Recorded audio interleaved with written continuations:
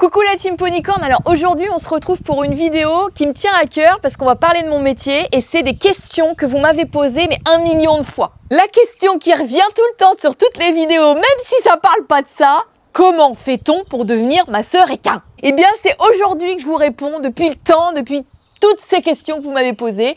On va parler de ça dans cette vidéo. J'ai fait une vidéo longue exprès où je vais répondre à toutes vos questions et je vais y répondre sans tabou, sans rien. Je vous dis tout, c'est maintenant. Alors déjà, j'aimerais éclaircir une chose, c'est que le diplôme d'état de masseur équin n'existe pas en France. C'est comme ça, c'est une profession qu'on appelle non réglementée, donc techniquement, c'est légal. N'importe qui sans diplôme peut se mettre à son compte en micro-entreprise et devenir masseur équin. Je sais, c'est aberrant et c'est n'importe quoi, mais c'est clairement la réalité des choses. Donc, pour choisir un bon masseur équin, il faut quand même s'armer de patience et surtout décortiquer un petit peu s'il a une bonne formation, s'il a de l'expérience, avec quel professionnel il travaille et surtout, en général, c'est le bouche à oreille qui permet de trouver un bon masseur, clairement. Il n'existe pas de diplôme, certes, mais il existe des formations, encore heureux en France, pour devenir masseur équin. Il y en a plusieurs, je ne les connais pas toutes, qui sont toutes très bien à regarder sur le papier comme ça et qui ont diverses durées. Moi, je ne vais pas vous dire celle-ci est mieux que l'autre, pas du tout. D'autant plus que mon parcours est un petit peu différent, je vais y venir ensuite. Mais à vous d'aller rencontrer les organismes, les formateurs, de poser des questions et de choisir celle qui vous paraît le mieux en fonction de ce que vous avez envie d'apprendre, bien entendu. Alors, mon parcours, vous me demandez quelle formation tu as fait, qu'est-ce que tu as fait? Moi, c'est un petit peu différent puisque j'ai 37 ans et à l'époque, quand j'étais jeune, quand j'avais 20-22 ans et que j'étais encore en études, ça n'existait pas du tout. Masseur équin en France, absolument pas, on n'en parlait même pas. Ça se faisait dans les cliniques ou des choses comme ça chez certains vétérinaires, mais vraiment, c'était pas une profession en fait.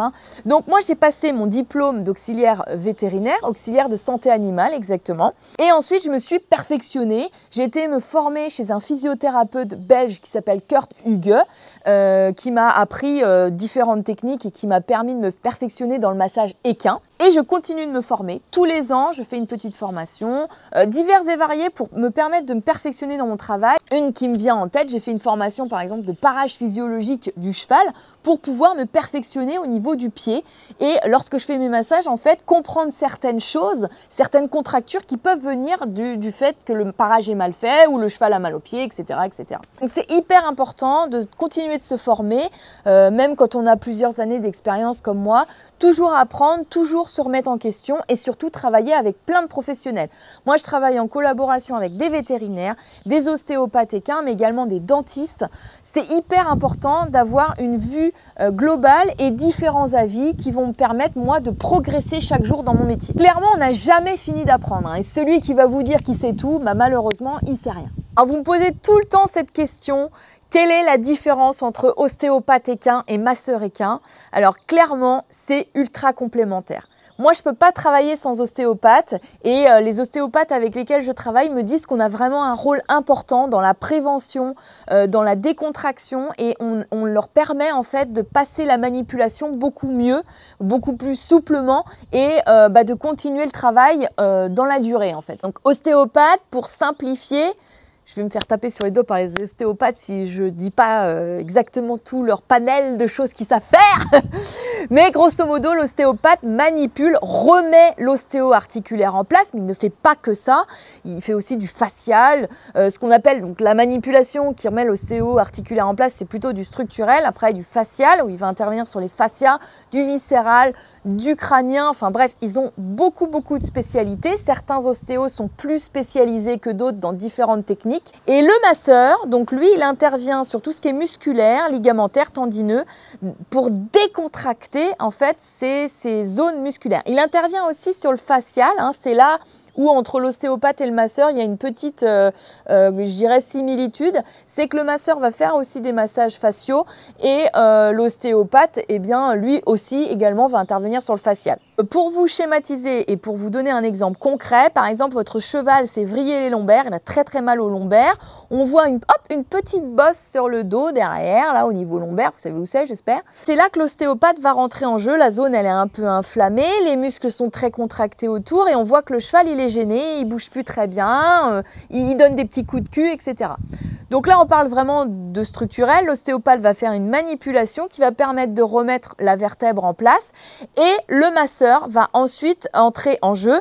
C'est lui qui va continuer le boulot de l'ostéo sur les jours d'après, par exemple. Donc moi, j'aime bien intervenir 15 jours après l'ostéopathe. Ça permet éventuellement, s'il y a une inflammation, que l'inflammation se calme et que nous, ensuite, on intervienne. Le masseur va masser cette zone-là et va décontracter le muscle, ce qui va permettre à la vertèbre de rester en place. Parfois, si on ne fait pas intervenir de masseur après la manip ostéopathique, parfois, la vertèbre ressaute. Pourquoi? Parce que les muscles sont restés très contractés autour et en fait, ça va reprendre la mauvaise place où le muscle maintenait en fait cette vertèbre mal placée, comme ça. Je ne sais pas si vous comprenez un petit peu cet exemple concret, j'essaye d'expliquer du mieux que je peux, je ne suis pas très pédagogue. Mais voilà, grosso modo c'est ça, donc c'est pour vous montrer que ostéo et masseur c'est très complémentaire, mais pas que ostéo et masseur. Vétérinaire, moi quand j'ai un doute sur une douleur, déjà je ne masse pas, et deuxièmement c'est toujours la réponse vétérinaire. On ne peut pas travailler sans vétérinaire, sans ostéopathe, sans dentiste, etc. etc. Si vous faites intervenir un ostéopathe, pensez à faire intervenir un masseur équin derrière pour permettre de faire un travail global sur l'articulaire mais également le musculaire et vous aurez un cheval tout neuf. Est-ce que masseur équin c'est un métier stable? Est-ce qu'on a du travail? Est-ce que c'est pas précaire? Alors un métier stable, j'ai envie de vous dire oui et non, ça dépend. Je pense de la région de laquelle vous êtes. Par exemple, moi j'habite en Vendée. Dans mon département, clairement, si vous voulez être masseur équin, vous êtes obligé de vous mettre à votre compte en tant que micro-entrepreneur, puisqu'il n'y a pas d'emploi en tant que masseur équin. En tout cas, j'en ai jamais vu passer en annonce ou j'ai jamais entendu parler d'un emploi en CDI ou même en CDD en tant que masseur équin dans mon département de la Vendée. Je pense qu'en Normandie, c'est un petit peu différent puisque c'est une région très cheval. Donc, il doit y avoir quelques emplois de masseurs dans les balnéos, les gros haras ou les grosses écuries, mais je pense que ça reste très rare. Donc si vous pensez faire votre formation de masseur et ensuite trouver un métier de masseur comme on trouve un métier de caissière à Super U, clairement, vous faites fausse route. C'est assez précaire à ce niveau-là, c'est-à-dire que quand vous sortez de formation, vous êtes obligé de vous mettre directement à votre compte. Et pour moi, je trouve que c'est une erreur majeure parce que quand on sort de formation, déjà, on n'a pas d'expérience. 2, on n'est pas très sûr de soi et encore heureux parce qu'on sort juste de formation et on n'a pas la mémoire du toucher, on n'est pas trop habitué, on n'a pas encore massé énormément de chevaux, donc du coup, c'est assez compliqué. Et dans le métier de masseur, pour moi, la clé, la chose la plus importante, c'est la pratique. En fait, on apprend tous les jours en pratiquant. Vous allez avoir telle ou telle pathologie, tel ou tel cas. Si vous travaillez avec des professionnels, comme je fais, le veto va vous donner la réponse à laquelle vous cherchiez.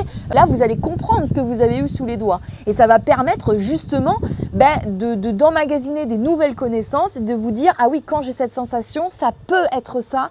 Donc, ça me fait une piste en fait, sur d'autres cas, par exemple. » Or, quand on sort de formation, finalement, on n'a pas ça. On n'a pas sa clientèle, on n'a pas son réseau de professionnels avec qui on travaille. On apprend en fait, on découvre, on est tout jeune, on est tout petit. Donc c'est là que c'est très difficile et c'est là en fait que malheureusement pour beaucoup de jeunes ça marche pas parce qu'au bout d'un an ou deux, on s'aperçoit que 1, on n'a pas assez de clients, de 2, on n'a pas assez pratiqué et de 3, on a perdu en fait. Parce que si on pratique pas en tant que masseur, on perd. Là, je veux vous casser un peu votre rêve de bisounours malheureusement, mais je suis obligée de vous dire la vérité. Non, c'est pas un métier stable et c'est très difficile de se lancer. Parce qu'en plus aujourd'hui, il y a énormément de jeunes qui font cette formation, il y a énormément de jeunes qui se mettent en tant que masseur équin sur le marché et il y a énormément de jeunes qui se craquent, il y a énormément de jeunes qui ferment leur entreprise au bout d'un an ou deux par manque de clients en fait. Il peut y avoir du travail, mais c'est un milieu assez fermé et c'est-à-dire que quand vous avez votre clientèle, vous avez votre clientèle. Les gens dans le cheval, comme dans beaucoup d'autres domaines, quand ils ont un professionnel avec qui ça marche bien et en qui ils ont confiance, en général ils le gardent. Et c'est ça qui est génial, parce que quand vous avez votre clientèle, vous la gardez. Mais c'est très dur en même temps de se lancer puisque faut se faire sa clientèle en fait, c'est ça. Ensuite, vous me demandez toujours comment ça se passe tes journées, une journée type, etc. Alors moi j'ai une philosophie de massage. Je masse pas plus de 5 chevaux par jour parce que en fait ça me demande tellement de concentration que grosso modo au 6e, je suis complètement out. Je suis fatiguée et en fait je suis moins concentrée et du coup je fais moins bien mon travail. Et ça je supporte pas parce qu'on peut passer à côté de choses hyper importantes, d'une pseudo-pathologie ou d'un truc qu'on a touché qui nous paraît suspect. Et si on n'est pas concentré, on va pas se dire ah là il y a un problème, faut appeler le veto, faut appeler l'ostéo, etc. Et on est moins performant, hein, tout simplement. Un massage chez moi ça dure 1 heure pour les chevaux de suivi. 1h30 à 2 heures pour les premiers massages, c'est-à-dire que lorsque je fais un massage sur un cheval que je connais pas, je vais faire un check-up en fait complet avec des tests basiques de mobilité pour savoir si le cheval n'est pas bloqué à tel ou tel endroit, savoir ses points forts, ses points faibles. Je vais faire aussi des tests de stretching à froid pour savoir l'état de souplesse du cheval. Je vais demander au propriétaire de me montrer son matériel et de le poser, la selle, le filet. Alors ça fait partie des formations justement que je vous parlais, que je fais tous les ans. Je me suis formée à ça. Moi, ça me permet dans mon métier de savoir si tel ou tel matériel va créer une pression anormale sur le dos du cheval, par exemple la selle, et ça va me générer des contractures. Voilà. En aucun cas, je suis saddle fiteuse, en aucun cas, mais je connais en fait savoir si une selle est déséquilibrée ou pas déséquilibrée, etc. En statique, c'est des points de base et en aucun cas, je fais un check pour dire voilà, la selle est comme ci, comme ça, pas du tout. Moi, ça me permet juste d'avoir un œil si elle est assez dégarottée, parce que des fois, j'ai le trapèze qui est en vrac, je comprends pas pourquoi, il n'y a que ça, le cheval est plutôt bien, etc.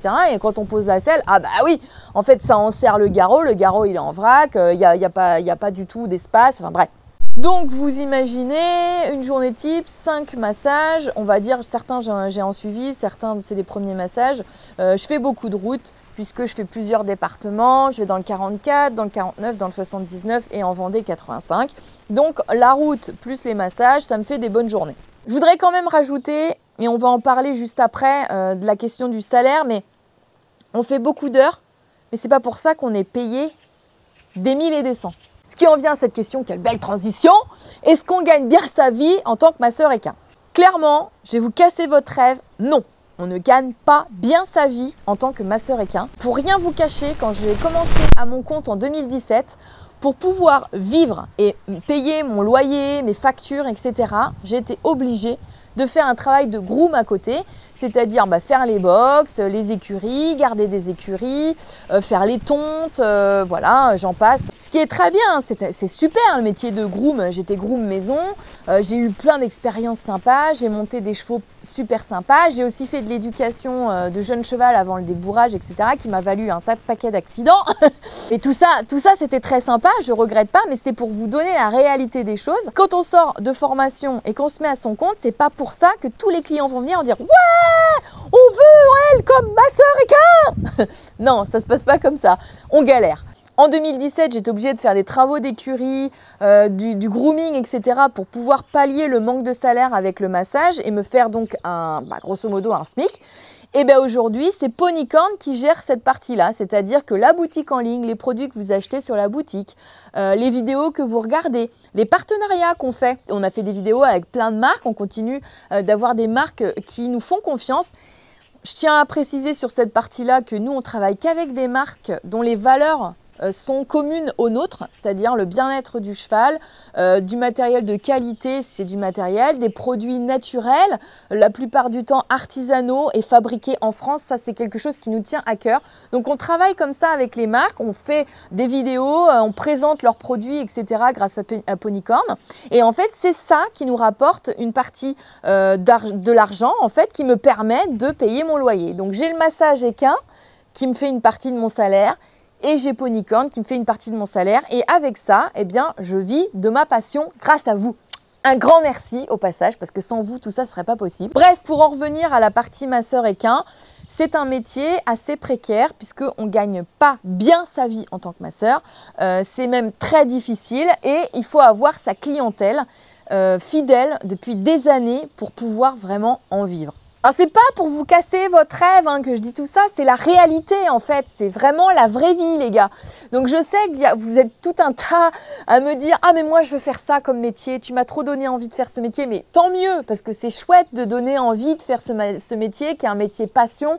On donne du bien-être au cheval, on soulage aussi le cheval, c'est génial comme métier, moi j'adore ce que je fais, je peux pas vous dire le contraire. Mais la réalité fait que c'est très dur de gagner sa vie en tant que masseur équin à son compte. Voilà, faites la part des choses, partez pas en live, parlez-en avec vos parents, mais moi vraiment je vous conseille de faire une formation en béton qui n'a rien à voir avec le métier de masseur équin pour ensuite, si vraiment vous avez envie après vos études, de partir sur une formation de masseur équin, mais pas partir dès 18 ans, je veux être masseur équin. Non, faites votre expérience avant, hyper important. Voilà, cette vidéo est finie. J'espère que j'ai répondu à toutes vos questions. Si vous en aviez d'autres, parce que je sais que ça va générer plein de questions cette vidéo, n'hésitez pas à me les mettre en commentaire. J'y répondrai du mieux que je peux, comme d'habitude. Et puis, j'espère que cette vidéo vous aura plu. N'oubliez pas de vous abonner si ce n'est pas le cas, hein, petit coquin. Et continuez à regarder plein de vidéos de Ponycorn parce que grâce à vous, je peux en faire encore plein d'autres. Gros bisous, ciao!